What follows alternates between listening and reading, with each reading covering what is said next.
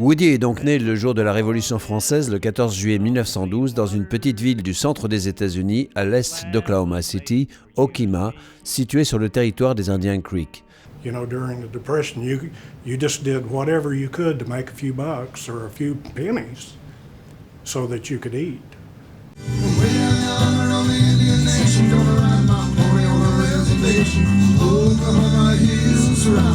It was a lot easier to catch a train back in the 1920s and 30s than it is now.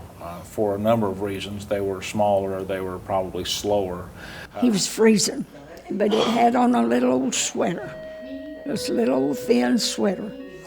And he had a chance, he was cold and hungry, and he had a chance to sell that for a dime. And she said, this sign used to be in the planter in front of our store, and it was a sign that said, Okemah, Oklahoma, home of Woody Guthrie, or birthplace of Woody Guthrie.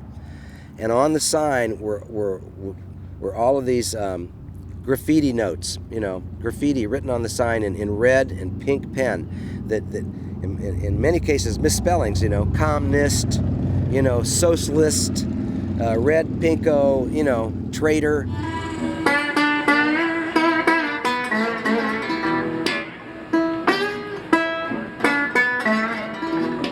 Et pour les Guthrie, un autre malheur qui a toujours fait partie de leur destin, le feu.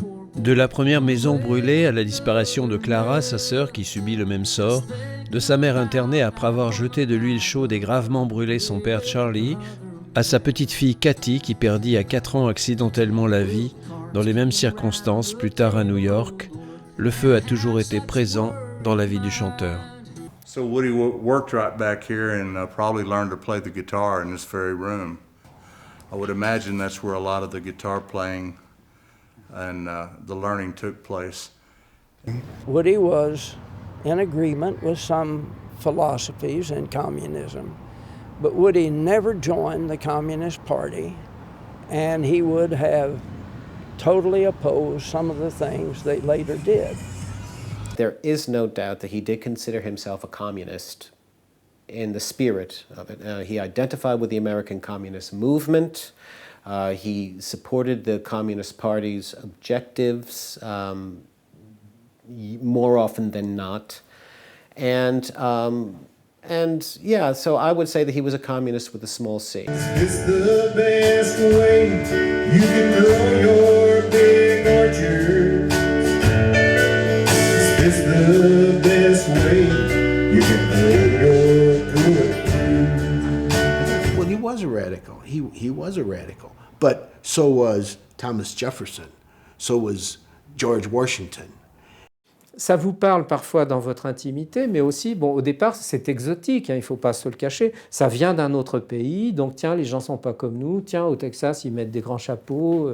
Bon, alors, après, au-delà du folklore, au mauvais sens du terme, c'est-à-dire le folklore de carte postale, il y a la tentative de se colter avec la réalité, de savoir ce qui est vrai derrière ça. Donc, derrière John Wayne, il y a Woody Guthrie. J'ai travaillé dans les mines de charbon au frontail. Le poussière remplit mes poumons, mes entrailles. Mon marteau picote, pète et dur, je fais 100 km ça, j'en suis sûr. J'ai travaillé dans les mines, vous le savez. Mais il est français, de culture dans la tête. Il est ouvert, parce que moi, si je suis resté en France, je considère que la France, toujours, même maintenant, mais en 65, ça me paraissait évident, que la France est ouverte au monde entier. Je n'avais pas envisagé cette dimension de protest song ou de chansons avec un contenu social, politique ou enfin simplement intellectuel. Woody Guthrie, il aurait pu aussi sombrer dans une xénophobie quelconque et puis aller faire de la chanson pour taper sur les Noirs et les Indiens, quoi. Mais bon, il a opté pour autre chose, il a opté pour une solidarité à une époque, enfin il est devenu même le porte-parole de tout le mouvement des réprimés, on va dire, des États Unis. Je pense que ça m'est resté. But I think it would be a good help if people could be reminded about what he wrote and who he was and what he set out to achieve. And come back, Woody Guthrie. Come back to us now. tear your eyes from paradise and rise again somehow. If you run into Jesus, maybe he can help you out. Come back, Woody Guthrie, to us now.